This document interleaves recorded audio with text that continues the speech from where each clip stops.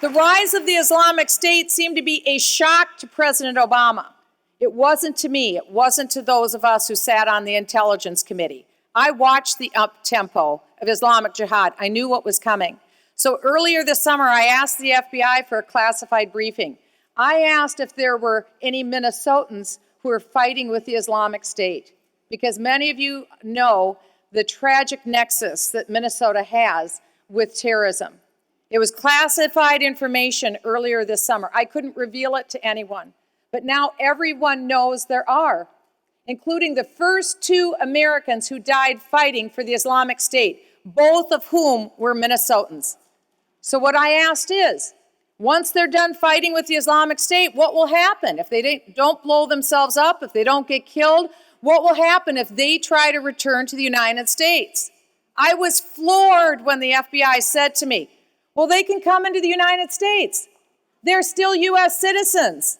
I said to the FBI, are you kidding me? So that's why I introduced the legislation to prevent them from coming into the United States. It's just common sense.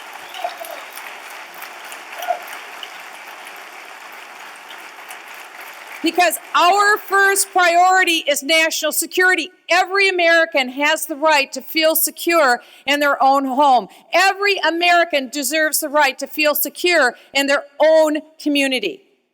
But for all his leading from behind on the world stage, President Obama is also ignoring a national major security threat here at home. You know what it is. It is our open southern border. I was there for 4 days in August, and I will tell you, I was floored. I thought I knew a lot about this issue. I was floored to see how wide open, in the midst of all of the heightened terrorism and all the foreign nationals that are streaming across our border, just how porous it is. It is the understatement of the year that our border is not secure. When I visited the U.S.-Mexico border, what I saw was people processing, not border security.